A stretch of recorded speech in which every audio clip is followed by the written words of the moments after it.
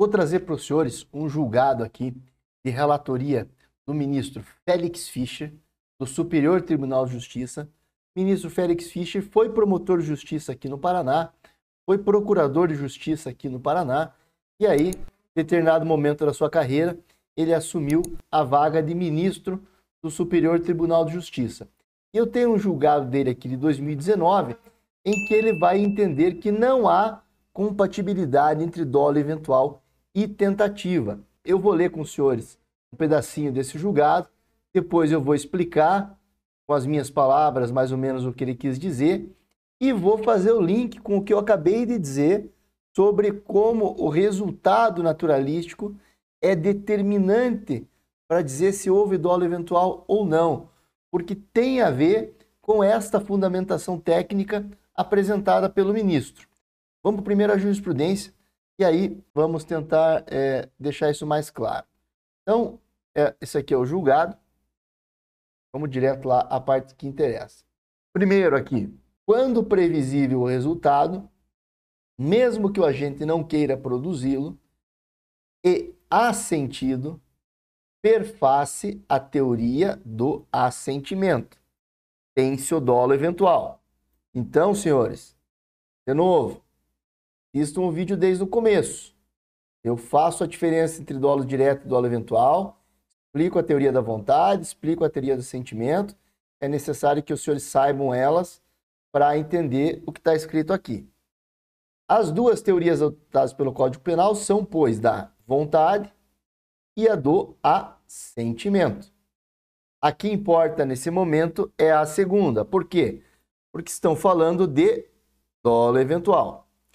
E diz que importa o dolo eventual para o caso dos autos, porquanto, como supratranscrito, a denúncia é expressa no sentido de que o cidadão assumiu o risco de produzir o resultado morte das vítimas. O desvalor da ação do agente que age por dolo eventual é tão intenso pela teoria finalista que deve ser responsabilizado como se quisto fosse. Então aqui está sendo construída uma fundamentação de que dolo eventual e dolo direto, teoria da vontade no dolo direto, teoria do assentimento no dolo eventual, são equivalentes no sentido de dar a mesma força ao dolo, a mesma necessidade de punição a esse dolo. E aí é citada a jurisprudência do doutor Damásio de Jesus e é citada a jurisprudência do doutor Nelson Hungria, que é uma das jurisprudências mais citadas neste âmbito. Então diz aqui, do mesmo modo que é conciliável com o dolo ímpeto, a tentativa também é com o dolo eventual. Esse ponto de vista é inquestionável em face do nosso código, que equiparou o dolo eventual ao dolo direto. Verdade, artigo 18 do Código Penal equipara dolo eventual a dolo direto. Vamos lê-lo novamente, porque, repito, é assim que se estuda, tudo inteligente, raciocinando, pensando, não meramente lendo sem parar. Então diz aqui, crime, artigo 18, crime doloso, quando o agente quis o resultado, teoria da vontade, ou assumiu o risco de produzi-lo, teoria do assentimento. Ambas são equiparadas para fins de caracterização do crime doloso. Então, nesse ponto, a doutrina do professor Hungria está correta. Ele diz aqui, ó, segundo o nosso código, houve equiparação, equiparou dolo eventual ao dolo direto. Então, não há discussão a respeito disso. Mas vamos ao que o ministro Félix Fischer fala mais abaixo, que é com o que eu concordo. Então ele diz, com a devida vênia, com o devido respeito, não parece ser a interpretação mais correta. É inquestionável, como eu já acabei de dizer, que o Código Penal equiparou o dolo direto ao dolo eventual. Entretanto, no artigo 18, inciso 1º, esse que eu acabei de ler para os senhores. ele equiparou o dolo eventual ao dolo direto lá no artigo 18, para fins de responsabilização do resultado. Questão diversa se dá quando da necessidade de aplicação de tentativa prevista no artigo 14, inciso 2. Vamos voltar à lei para que possamos fazer a análise. Então, estamos aqui no artigo 18. No artigo 18, como disse, não há dúvida. Nelson Hungria, Félix Fischer e Adolfo Vaz da Silva aqui concordam. A equiparação, dolo na modalidade quis resultado e na modalidade assentimento são equiparáveis. Será que são equiparáveis no artigo 14, inciso 2? Crime consumado. Inciso 1 está a descrição do crime consumado. Artigo 14. Crime tentado. Tentado está escrito aqui. Quando iniciada a execução, prestem atenção nestas palavras, não se consuma por circunstâncias alheias à vontade do agente. Então, alguém iniciou a execução num crime de homicídio, a execução de matar, num crime de lesão corporal, iniciou a execução de lesionar. E por alguma razão, isto não aconteceu, por circunstâncias alheias, houve o impedimento da ocorrência do resultado naturalístico. Vamos voltar lá para o que diz o julgado do ministro Félix Fischer. Então ele diz, questão diversa se dá quando da necessidade de aplicação da tentativa prevista no artigo 14, inciso 2. Tem-se o crime tentado quando iniciada a execução não se consuma por circunstâncias alheias à vontade do agente. Trata-se de ficção jurídica para que, havendo a intenção de praticar determinado fato típico não atingido, o agente ainda seja por ele penalizado. Então, o inciso 2 do artigo 14 do Código Penal está dizendo o seguinte: o agente queria o resultado e só não conseguiu por circunstâncias alheias, havendo a intenção, iniciada a execução. Não obstante, se reconheça que o dolo eventual entra na órbita de sua volição, como ensina a Hungria, as duas figuras não se compatibilizam. Como mencionado, para conformação da conduta à tentativa, imprescindível que o agente queira, teoria da vontade, portanto, produzir o tipo penal, por exemplo, matar alguém. Pela teoria finalista da ação, diante do desvalor da conduta, nenhum sentido faria penalizar alguém por crime de lesão corporal caso a morte não se consumasse, haja vista que a intenção era o resultado morte. O elemento subjetivo da teoria da vontade, vou repetir, porque é importantíssimo. O elemento subjetivo da teoria da vontade, vamos lembrar lá, tem duas teorias no nosso código para definir dolo. Teoria da vontade e teoria do assentimento. O elemento subjetivo da teoria da vontade não existe no dolo eventual, para o qual vige a teoria do assentimento. Nesta, há somente a aceitação do resultado previsível e não a vontade de produzi-lo. Assim, incompatível a partir da própria teoria finalista da ação, que visa o desvalor da intenção e da conduta, pretender penalizar alguém através de uma ficção jurídica por norma de extensão, que foi o que eu já expliquei para os senhores no decorrer desse vídeo, O artigo 14 serve como uma norma de extensão para que possamos penalizar alguém por um tipo penal incriminador em que a conduta do agente, na realidade, não se enquadraria. Ela somente se enquadra por uma ficção jurídica, por uma norma de extensão. O artigo 14 diz, mais ou menos assim, em outras palavras, olha, você não se enquadrou totalmente no artigo 121, mas a sua conduta é tão desvalorada que eu vou pegar aqui o artigo 14 e vou ficcionalmente, juridicamente, enquadrá-lo lá para que o senhor responda por alguma coisinha, porque nós consideramos que a sua conduta é desvalorada. E aí continua o ministro Félix Fischer.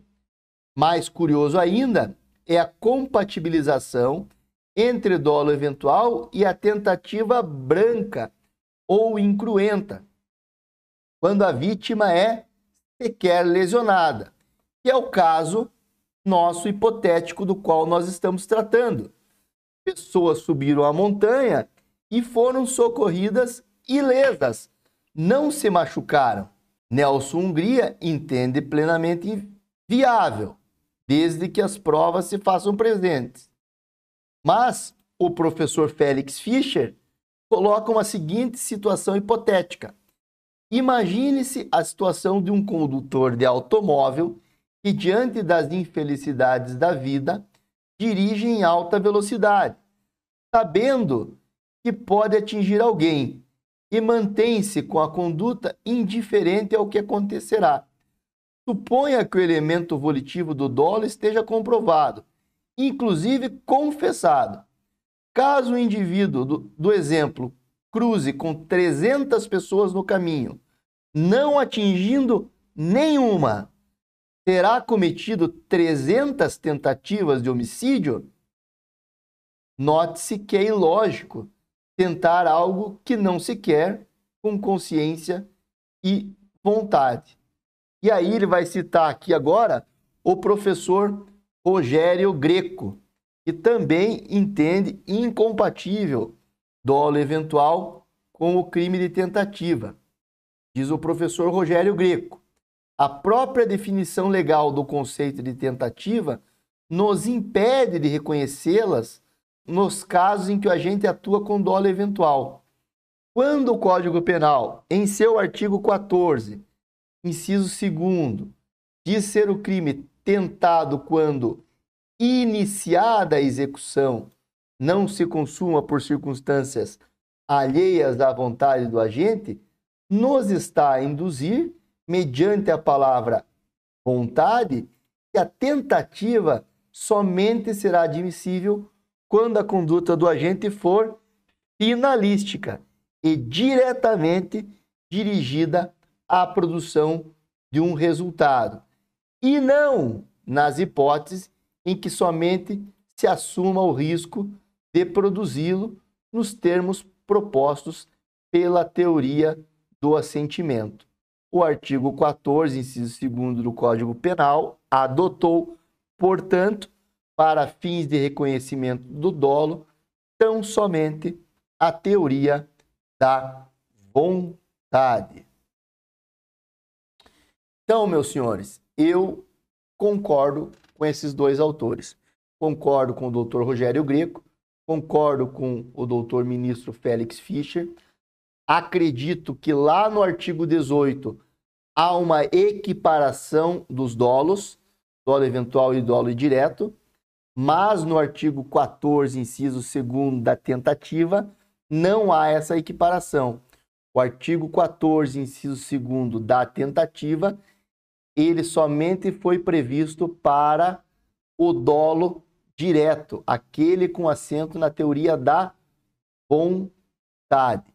Soma-se a isso aos argumentos que eu apresentei anteriormente, de que não podemos distanciar demais o direito de outras ciências humanas, né? Principalmente a psicologia. Então, o agente, quando prevê o resultado, quando representa o resultado, ele representa qualquer resultado. lesão, morte, sumiço, desaparecimento, qualquer outra coisa, nesse caso da montanha. Então, nós vamos ter que responsabilizá-lo de acordo com o resultado que acontecer na vida real. E não querermos ter a capacidade de entrar na cabeça do agente, por mais que tenhamos circunstâncias externas nos apontando num caminho ou no outro, para dizer que ele assumiu só o resultado lesão, ou ele assumiu o resultado morte, ou ele assumiu os dois resultados.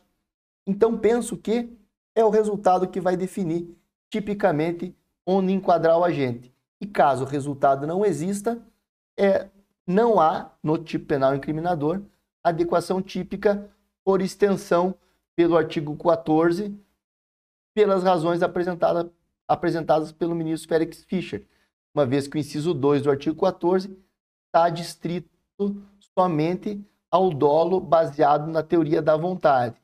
Então, eu colocaria, nesse caso aqui, o instrutor lá no artigo 132, porque ele expôs pessoas a perigo. Mas a análise do nosso caso hipotético ainda não acabou. Temos ainda mais um elemento aí a tratarmos que é de suma importância para esse caso. Vamos a ele. Então, parece que nossa análise não tem fim. Eu sei que o vídeo já está por demais longo. Se os senhores me acompanharam até aqui, agradeço imensamente essa paciência, mas eu tenho a consciência tranquila de que quando estou analisando uma situação para os senhores, eu quero fazer apresentando todos os contornos jurídicos que essa situação expõe. Análises rasas, como eu disse, nós temos aos montes no YouTube. Nosso canal tem uma proposta diferente. Nós queremos que os senhores sejam diferenciados, que aprendam direito de fato, com conteúdo, com capacidade de argumentação, que conheçam todos os elementos jurídicos envolvidos naquele caso e que com isso possam, no que os senhores forem fazer, se apresentar num júri, realizar uma prova dissertativa, dar uma palestra, produzir uma petição bem fundamentada, os senhores conheçam direito a fundo. Essa é a proposta do nosso canal.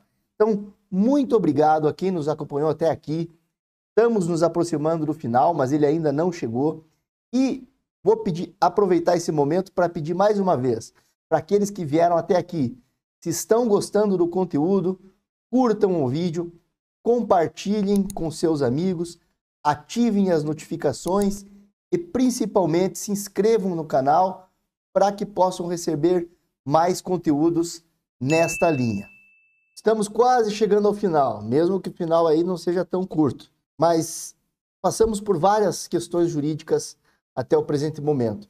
Então agora vamos retornar um pouquinho ao nosso problema inicial. Quero ler novamente com os senhores o fato hipotético que estamos tratando. Repito, é inspirado no caso do Pablo Marçal, lá que levou as pessoas para o Pico dos Marins. Tentar recapitular rapidamente aí os conceitos jurídicos que já falamos até agora, para partirmos aí para os últimos conceitos que precisamos entender para compreender de fato esse caso. Os senhores viram que, de um enunciado simples, como tantas coisas podem surgir. Isso serve também para desmistificar um pouco a questão de que o direito seja algo fácil, de que todo mundo pode dar opinião sobre direito, e não é bem assim. A gente não pode afastar o direito da realidade das pessoas, o direito precisa ser próximo das pessoas, as pessoas precisam entender direito para que possam conduzir as suas vidas, mas no direito penal a dogmática ela é muito profunda, muito complexa, muito pensada, é uma construção de anos de doutrina. Então, existem vários institutos aí envolvidos na análise de um caso que, teoricamente, parecia até simples aqui, em poucas linhas que eu criei. Vamos ler novamente o que diz o nosso caso hipotético. Vamos lá. Caso hipotético. Um instrutor de escaladas de montanha reúne um grupo, eventualmente cobra por suas instruções e conhecimentos das técnicas e monta a subida em uma montanha. colocando-se aqui como garantidor da integridade física de todos, ao assumir essa posição de liderança e expertise na atividade. No dia da subida, o clima está desfavorável, está chovendo, as condições deixam a subida muito mais perigosa, mas mesmo assim ele decide ir em frente. As pessoas, confiando em sua expertise, aceitam, iniciam a subida. No meio do caminho há problemas, as pessoas não conseguem avançar e nem voltar, e é preciso chamar socorro a bombeiros que fazem o resgate dessas pessoas com helicópteros. Suas vidas e integridades físicas, portanto, vamos presumir, estiveram sob risco de serem violadas. Então, de novo comigo aqui, senhores. Nós falamos até agora de dolo direto, aquele em que a gente quer o resultado, de dolo eventual, aquele em que a gente assume o resultado. Nós falamos de tentativa, porque nenhuma dessas pessoas morreu, então queremos saber se esse instrutor vai responder por tentativa de homicídio ou não. Nós falamos sobre nexo de causalidade, se há ou não há nexo de causalidade entre a conduta do instrutor e o eventual resultado morte, no caso concreto, ou o eventual resultado lesão. E nós deixamos para o final aqui uma situação que está clara no enunciado e que tem a ver principalmente com a parte em que eu falei sobre nexo de causalidade e teoria da causalidade. Vou fazer uma pergunta para os senhores, para que os senhores reflitam a respeito. Esse instrutor que se colocou ali à disposição para levar as pessoas para a montanha, disse que sabia o caminho, que sabia como levá-las em segurança, e as convidou para que subissem junto a ele. Ele as forçou em algum momento? Ele teve uma ação comissiva, uma atuação de empurrar essas pessoas lá para cima? Ou essas pessoas aceitaram, viram nele uma figura de autoridade, de conhecimento, e aceitaram que ele sabia o caminho e por si só subiram a montanha na companhia desse instrutor? Qual é a situação que nós estamos? Ele arrastou essas pessoas lá para cima ou essas pessoas subiram porque quiseram? Confiando, obviamente, nele. Qual é a resposta para essa pergunta? Me parece óbvia. As pessoas subiram porque quiseram. Confiaram nele e foram atrás do instrutor. Então, as pessoas, elas, por si só, também se colocaram em risco. Elas também visualizavam que a montanha estava em condições desfavoráveis. Elas também tinham como perceber que as condições climáticas não eram favoráveis. Mesmo assim, elas subiram de espontânea vontade. Uma vontade baseada na confiança que adquiriram no instrutor, mas decidiram, por vontade própria, movimentar as suas pernas e subir a montanha atrás desse instrutor. Se elas fizeram isso, por que é que nós temos que responsabilizar o instrutor? O instrutor não teve nenhuma ação volitiva de arrastar essas pessoas lá para cima. Ao contrário, ele vendeu um produto. Ele disse, eu sou instrutor, eu cobro X para explicar como ensinar a montanha, o clima aí tá feio, mas eu garanto que a gente pode subir e descer numa boa. Se vocês confiarem em mim, venham comigo. E as pessoas foram. Então, qual foi a ação que obrigou essas pessoas a subirem a montanha? Quando eu falo que eu dou tiros numa pessoa, eu tenho uma ação volitiva. Eu estou atirando e se eu acertar os tiros, eu possivelmente mato essa pessoa. Quando eu pego o meu carro e aposto um racha numa via movimentada, vendo pessoas nas laterais, vendo o meu adversário nesse racha ali também em alta velocidade com o carro, muitas vezes acompanhado no meu carro com uma outra pessoa. Eu assumo o risco de que, em um eventual acidente, eu posso matar as pessoas que estão na via, eu posso matar aquela pessoa que está disputando racha comigo, e eu posso matar a pessoa que está na minha companhia dentro do meu carro. Vou ter um dolo aqui, na modalidade de assentimento, dolo eventual. Mas eu estou tendo uma conduta omissiva, eu estou agindo. O instrutor não. O instrutor, ele subiu a montanha.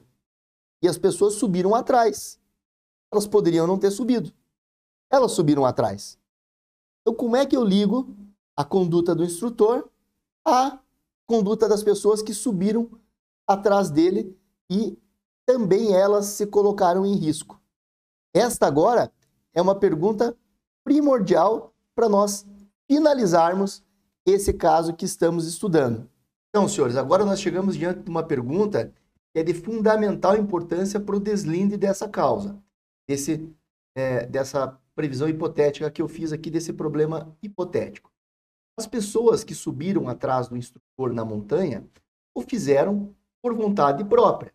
No enunciado que eu criei, em nenhum momento está escrito ali que o instrutor obrigou essas pessoas a subirem a montanha, que as coagiu de alguma forma, ou que até mesmo fisicamente as arrastou lá para cima. O instrutor disse, olha, nós vamos continuar na empreitada. As pessoas, acreditando que estavam seguras nas mãos daquele instrutor, resolveram persegui-lo. Ou seja, agiram por vontade própria. Ainda que uma vontade influenciada pela expertise do instrutor, elas decidiram seguir em frente, assim como o instrutor também decidiu seguir em frente. Se coloquem na situação dessas pessoas lá, das 30 pessoas. Eu sou uma delas lá. Eu vejo toda aquela situação desfavorável. Eu poderia falar, olha, sinto muito, eu não tenho coragem, eu não vou, acredito em você, confio aí na sua expertise, mas eu não vou. Eu vou para casa, eu desisto aí, vou esperar um dia que o sol esteja brilhando, que as condições climáticas estejam melhores, eu volto outro dia para subir essa montanha. Mas não foi o que as pessoas decidiram. Influenciadas ou não, incentivadas ou não, a decisão final foi delas.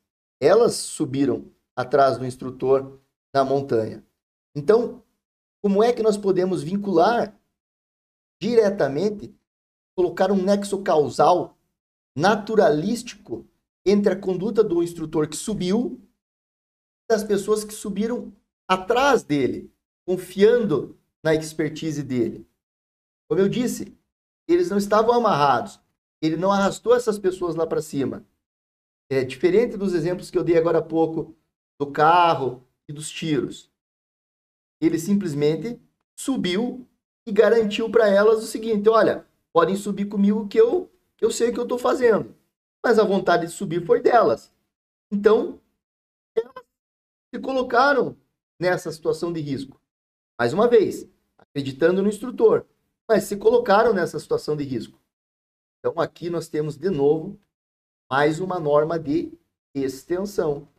Assim como nós tínhamos a norma de extensão do artigo 14 do Código Penal, que fala da tentativa, nós temos uma norma de extensão prevista no artigo 13 do Código Penal, que tem relação com o que eu falei sobre nexo causal e teoria da causalidade, teoria da equivalência dos antecedentes, teoria da causalidade adequada e aí uma ficção jurídica que vai ligar um resultado não a uma ação omissiva, não a um agir do instrutor, mas a uma ação omissiva, uma falta de ação do instrutor. Vamos ler o artigo 13 juntos. Então vamos lá, a gente já falou sobre isso hoje, nesse vídeo. O resultado de que depende a existência do crime somente é imputável a quem lhe deu causa. Considera-se causa a ação ou omissão sem a qual o resultado não teria ocorrido. Aí vem aqui relevância da omissão. Quando que um ato omissivo ele é relevante? A omissão é penalmente relevante quando o omitente, aquele que se omite, devia e podia agir para evitar o resultado.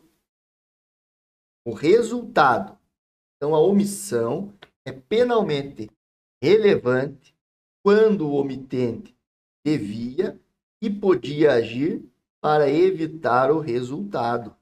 Então, na questão de um crime omissivo, há uma previsão de resultado.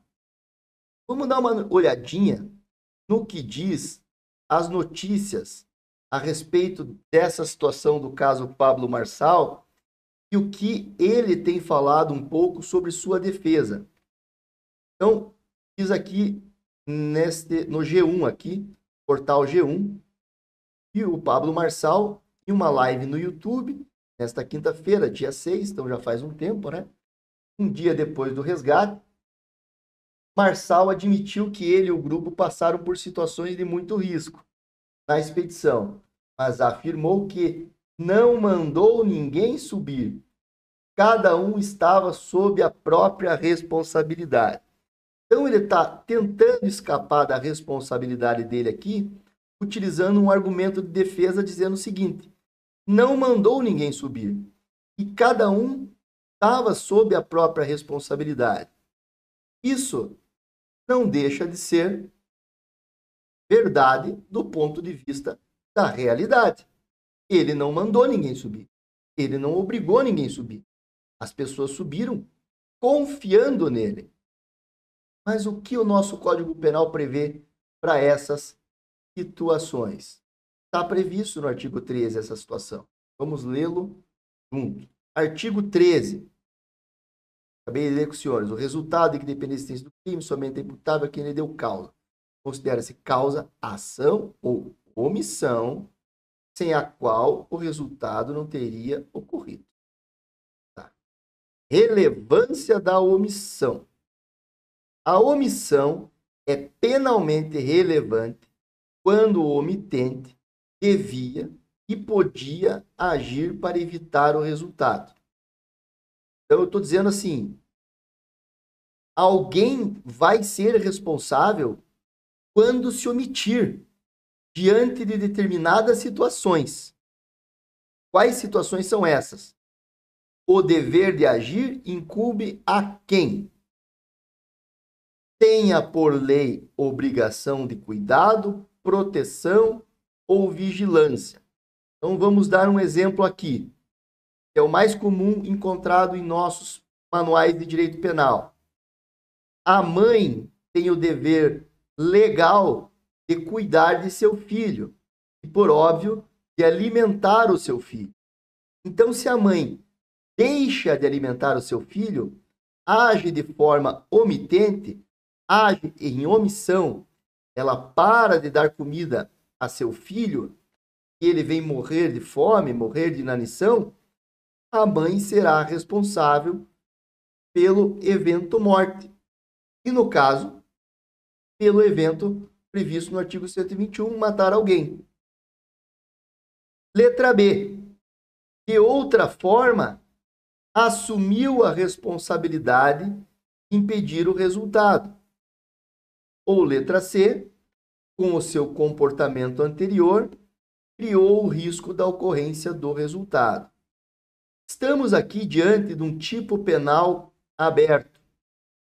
E fala aqui, ó, de outra forma, assumiu a responsabilidade de impedir o resultado. E me parece que no caso do instrutor, tem um contrato, cobrou, disse que sabia, e falou para as pessoas que podiam ficar em segurança, que elas podiam subir a montanha sob os cuidados dele, e ele as traria de volta em segurança, ele assume a responsabilidade de impedir o resultado. Por isso que não é factível esta defesa dizendo: elas subiram porque queriam. Porque eu, instrutor, eu preparei essas pessoas. Eu cobrei ali, no meu caso hipotético, para levá-las à montanha. Eu me coloquei como alguém que entendia do que estava fazendo. Eu disse para elas que elas poderiam ficar em segurança, que elas poderiam subir a montanha, que eu as traria de volta em segurança. Então, ao subir essa montanha, eu tenho agora o dever de agir para proteger essas pessoas de sofrerem qualquer tipo de resultado danoso, seja lesão, seja morte, seja qualquer outra coisa que pudesse acontecer com elas. Então, se eu nada fizer, se eu me omitir em protegê-las, eu vou ser responsabilizado pelo resultado que vier a ocorrer, lesão ou morte. Então, vamos pensar no caso concreto do instrutor que levou as pessoas lá para a montanha. Ele levou as pessoas para a montanha, 30 pessoas, chegaram ali na metade da montanha, ele olha as condições climáticas, fala: ih, tá difícil a situação aqui, não vai dar para salvar todas essas pessoas não. Sabe o que eu vou fazer?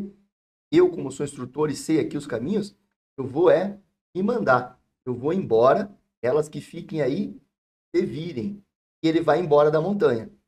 E as pessoas ficam lá, perdidas, sem uma instrução, e acabam por falecer ou se machucar.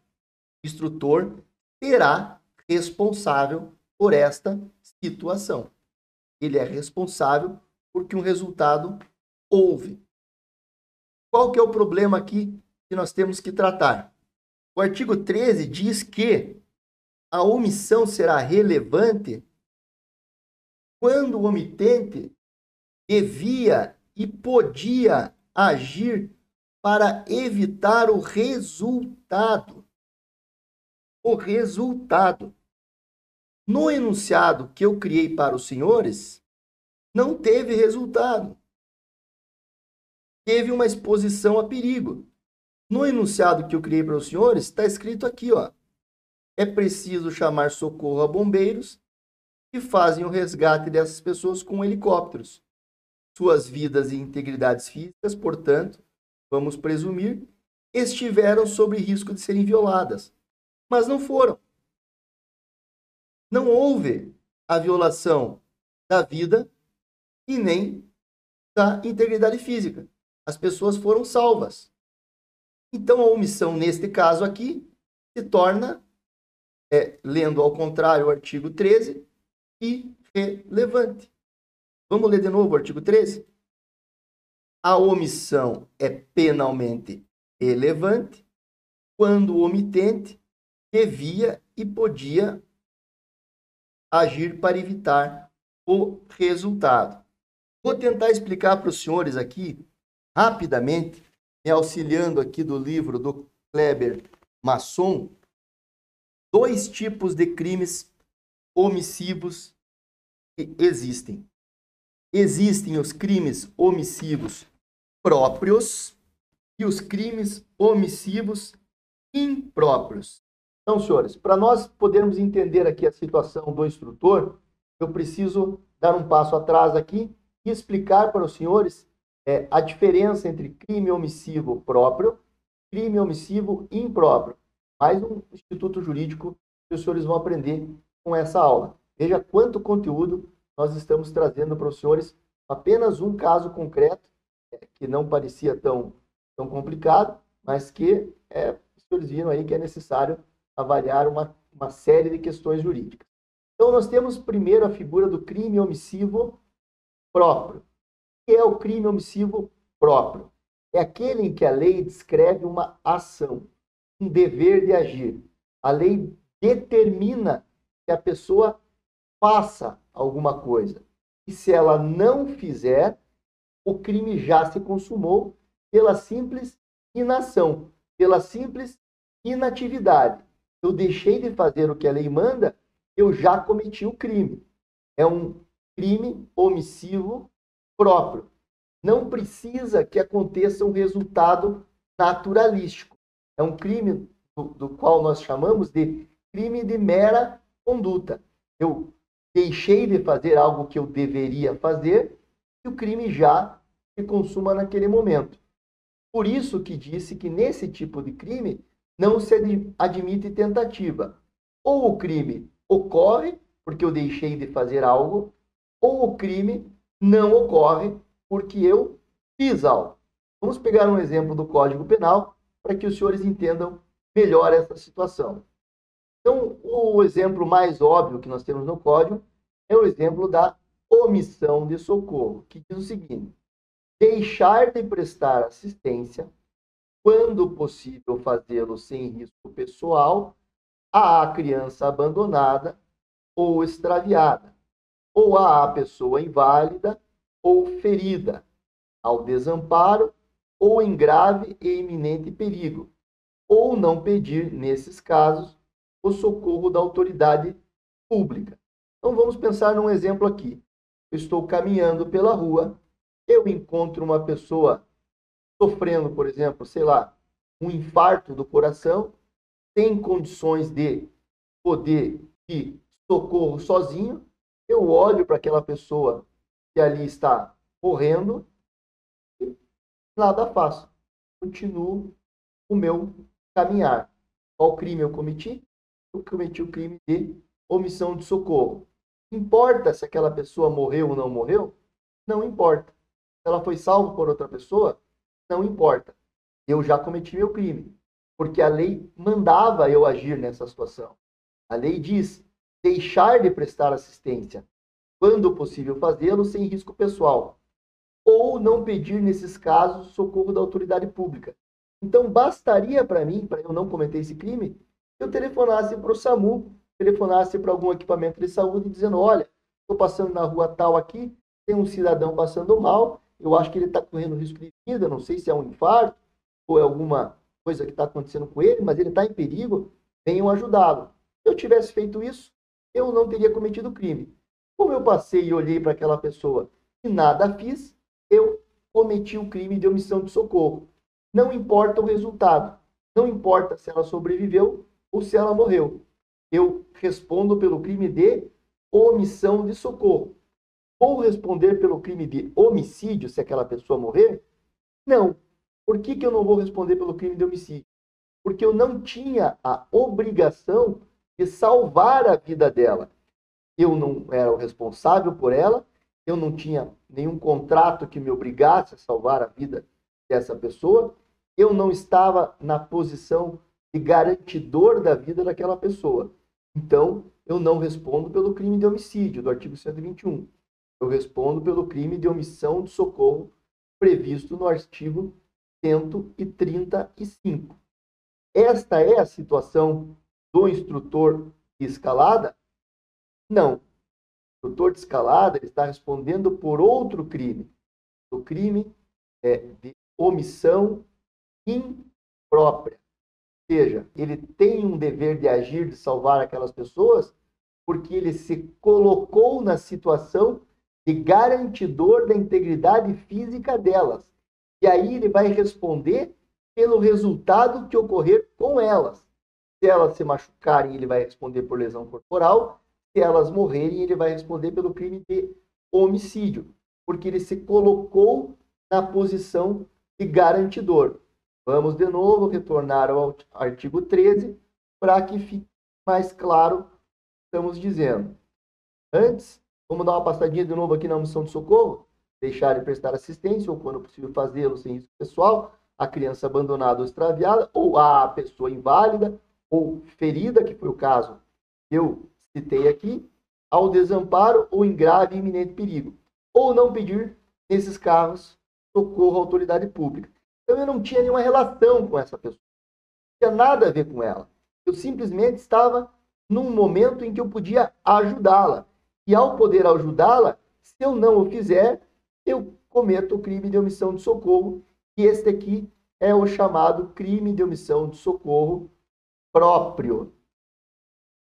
Quando ocorre o crime omissivo impróprio?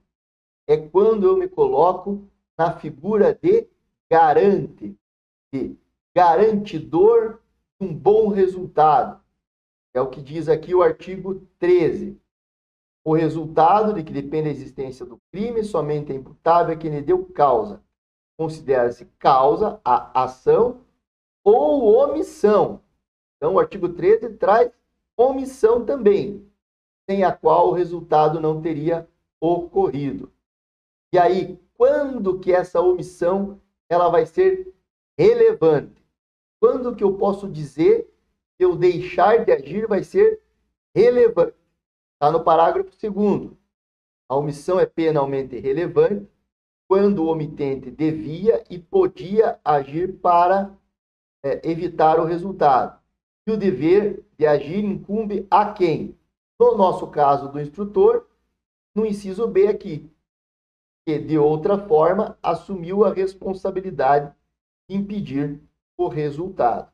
Então, quando o instrutor ele diz para as pessoas que podem segui-lo, ele garante a segurança deles, ele fez um contrato ali para ensiná-los a subir a montanha, que as pessoas podem confiar na sua expertise, ele passa a se colocar na situação de garantidor. Ele tem que zelar pela integridade física daquelas pessoas. Se elas se colocarem em perigo, ele é obrigado a tomar atitudes para salvá-las. Se ele não tomar atitude para salvá-las, ele vai responder pelo resultado que venha a ocorrer. Então, no exemplo que eu dei, se ele fugisse da montanha e as abandonasse e elas morressem, responderia pelo resultado danoso, morte, no caso, artigo 121, matar alguém. Qual é o caso concreto que nós estamos enfrentando? As pessoas foram salvas, então não teve resultado. E aí partimos para mais uma pergunta do direito. É admissível a tentativa nos crimes omissivos impróprios? No crime omissivo próprio, que eu acabei de ler para os senhores, artigo 135, omissão de socorro, não se admite tentativa. Ou o crime ocorre porque eu deixei de agir, ou o crime não ocorre porque eu agi. No crime omissivo impróprio, isso já não é tão claro. Vamos pensar a seguinte situação. Eu subi com as pessoas na montanha, na qualidade de instrutor, dei a elas toda a segurança que elas precisavam para tomar a decisão de subir atrás de mim. Chegando lá no meio, eu vejo que a situação está difícil, vou ter que fazer alguma coisa para salvá-las ali, mas eu penso primeiro em salvar a minha vida e, me mando embora e deixo aquelas pessoas abandonadas lá. Só que, por algum motivo, um outro grupo, ou bombeiros que estão passando por ali, salvam essas pessoas e elas não morrem. Eu respondo por tentativa de homicídio ao deixar de agir. Coloquei aquelas pessoas em risco e elas foram salvas por circunstâncias alheias à minha vontade. Eu respondo por tentativa? A pergunta é: há compatibilidade de tentativa com crime omissivo impróprio? A análise da tentativa ser compatível ou não com os crimes omissivos impróprios, apesar de ela ser um pouco tormentosa, dá para se dizer que a maioria da doutrina já entendeu que é possível sim.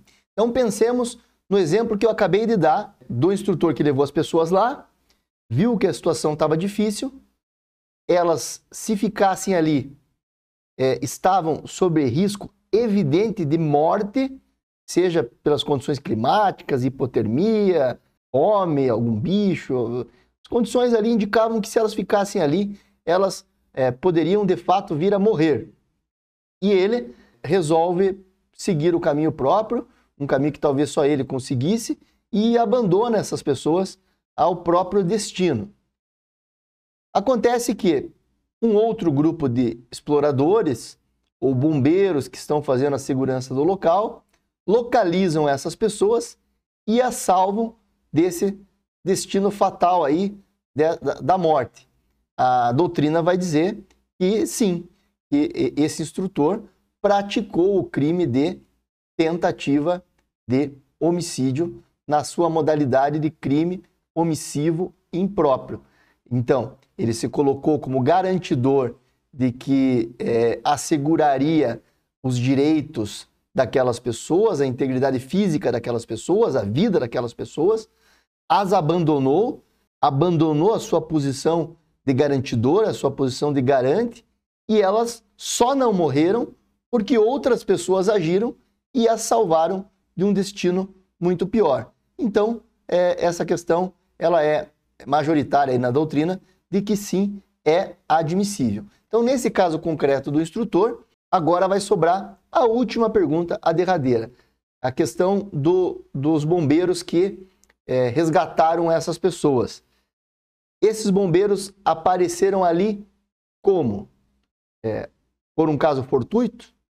O instrutor abandonou essas pessoas e os bombeiros apareceram, foram chamados por familiares, foram chamados por outras pessoas e essas outras pessoas foram até lá e salvaram aquelas que estavam subindo a montanha? Se isso aconteceu, se o instrutor que mandou, deixou elas lá e elas só foram salvas porque outras circunstâncias agiram para que elas fossem salvas, sim, o instrutor vai responder por tentativa de homicídio. Agora, se o instrutor estava com tudo sob controle, tanto na sua expertise de como subir a montanha, como preparado para que, caso algo desse errado, ele tinha lá um celular via satélite, ele tinha lá uma comunicação direta com os bombeiros, e num determinado momento ele viu que não teria ele mais condições de salvar essas pessoas, ele mesmo acionou os bombeiros para que os bombeiros viessem e resgatassem as pessoas, eu diria que ele não foi omisso, que ele agiu e a ação dele salvou as pessoas. E, portanto, ele não vai responder nem por homicídio, porque ninguém morreu, e nem por tentativa de homicídio, porque as pessoas foram salvas por uma ação dele, ainda que essa ação tenha sido pedir socorro. Então, como eu disse, não dá para fazer uma avaliação do caso concreto lá do Pablo Marçal. Nós estamos fazendo uma avaliação do nosso caso hipotético e colocando aqui inúmeras variáveis. Então, pensemos em duas hipóteses. A primeira, o instrutor subiu, viu que as condições estavam terríveis, que ele não conseguiria salvar essas pessoas e as abandonou. E elas acabaram por escapar porque alguém diferente chamou os bombeiros. Ou o instrutor subiu, identificou que a situação estava difícil, mas ele já estava preparado previamente, já tinha contato com os bombeiros e ele mesmo chamou os bombeiros para socorrer as pessoas. Nesse caso, ele não responde por tentativa de homicídio e ele não responde por crime nenhum, porque ele tomou as providências para salvar aquelas pessoas daquela situação. Poderia, eventualmente, durante todo esse trajeto aí em que elas ficaram em perigo, ele responder por aquele crime que eu li logo há pouco aqui durante essa aula do artigo 132, que é expor pessoas à situação de risco. Então, essa decisão dele aí de subir a montanha poderia ali, de uma certa forma, enquadrar na atitude de expor essas pessoas à situação de risco. Mas acredito que, com tudo isso que analisamos até agora, chegamos ao final. Então, os senhores agora têm todos os elementos para encarar de frente essa situação hipotética e tirar as suas conclusões sobre a atitude do instrutor. Os senhores aprenderam aqui nesse vídeo uma série de institutos jurídicos e com eles os senhores serão capazes de, se precisarem dissertar sobre essa situação, se um dia estiverem diante de um problema parecido, poder discorrer com fundamentos sobre as consequências jurídicas daquele caso concreto. Acredito que passamos por todas as questões mais importantes. Em todas elas nós poderíamos aprofundar ainda mais. Eu tenho enorme dificuldade em fazer vídeos curtos, porque eu tenho medo de ser raso nas minhas conclusões. Tentei aprofundar o necessário, mas sabendo que, por exemplo, teoria da tentativa nós teríamos muito a falar, dolo nós teríamos muito a falar sobre vários tipos de dolo. Então eu tentei resumir aqui a ao que foi preciso para nós entendermos esse caso. Espero que tenha ficado claro para os senhores. Se os senhores nos acompanharam até aqui, agradeço demais a paciência de todos. Peço que se inscrevam no canal, curtam o nosso vídeo, compartilhem com seus colegas e comentem aqui embaixo o que acharam de tudo que a gente analisou nesta situação. Pegando como inspiração lá o caso do Pablo Marçal, acredito que nós pudemos ter uma aula aí, uma série de conceitos jurídicos que vão ajudar os senhores nas suas caminhadas. É isso, muito obrigado e até o próximo vídeo.